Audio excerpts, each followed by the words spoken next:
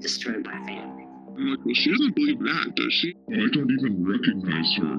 And that's the most difficult part. It's like trying to have a conversation with a stranger who hates you.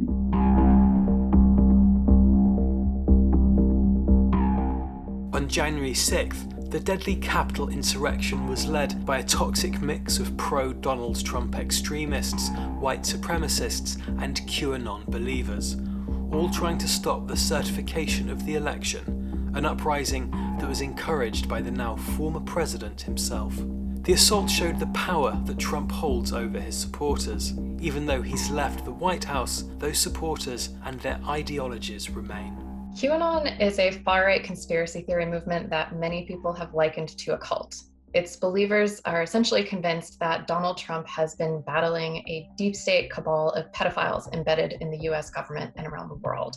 And so believers think that the cabal is running an underground child sex trafficking ring, and they're waiting desperately for what they call the Great Awakening or the Storm, which is when all the evildoers will supposedly be rounded up and possibly executed. At the heart of the QAnon movement is Q, an anonymous, supposed government insider who leaks intel to the public. My former best friend, when he started getting into QAnon, I wasn't really aware. I had just seen him saying some things on Facebook that I just really profoundly disagreed with. But he always had sort of a penchant for the 9/11 conspiracies.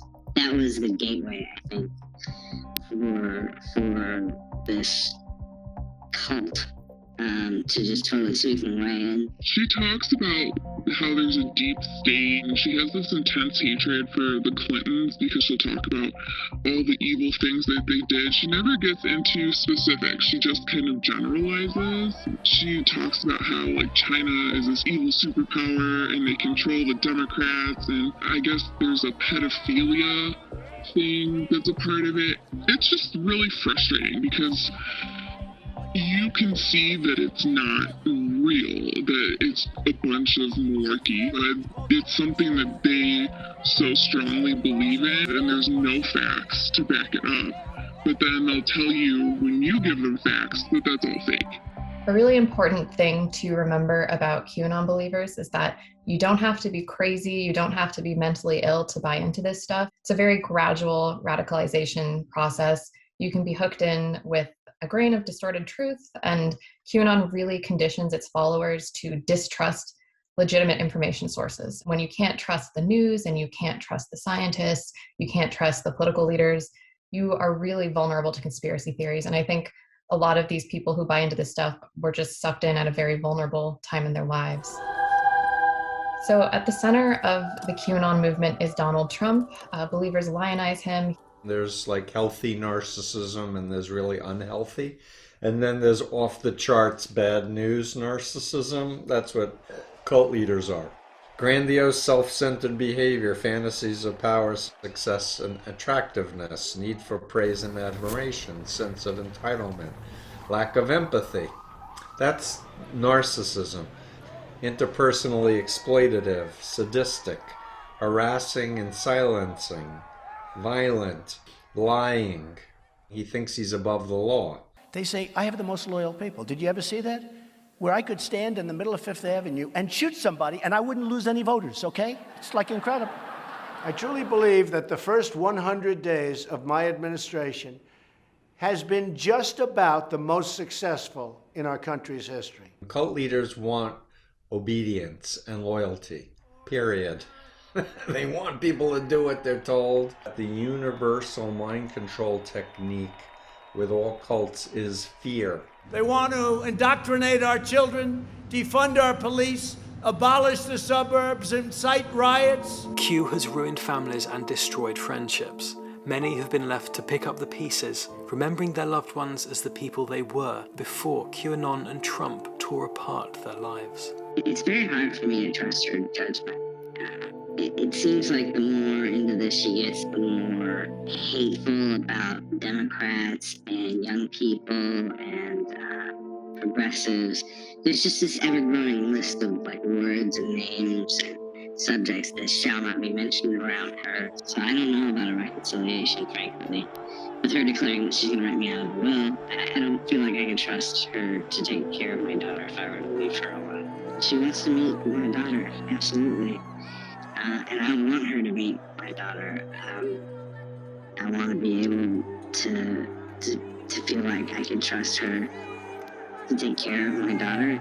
I think that QAnon is a collaboration between a couple of intelligence services that really want us to have a civil war. And if those people are watching this, yeah, they should know that they've destroyed my family.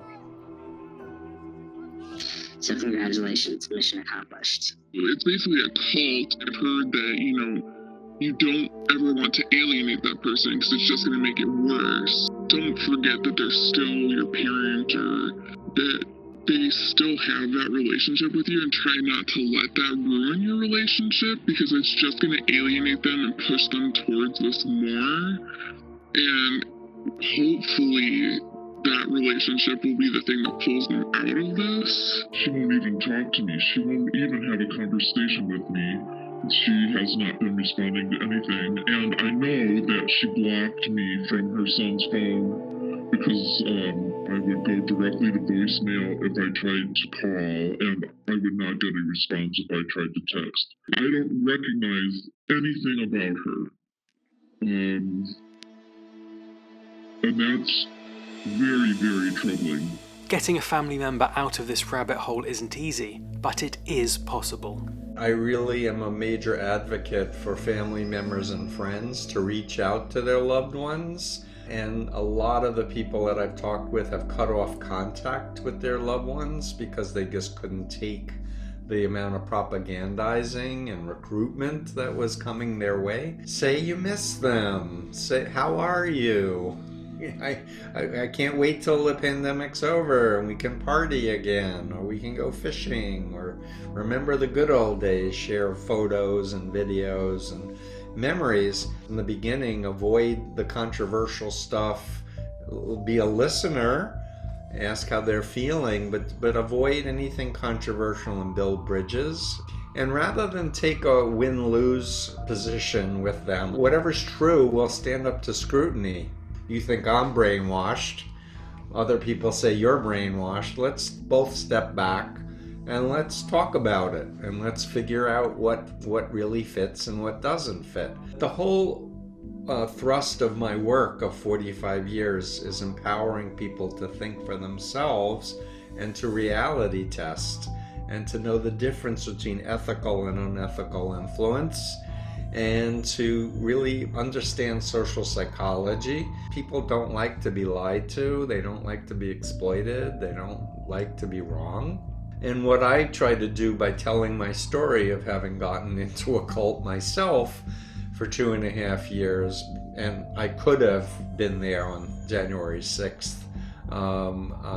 Members of my former cult were there on January 6th. And the important thing is I got out. And I got out with the help of my family, who loved me.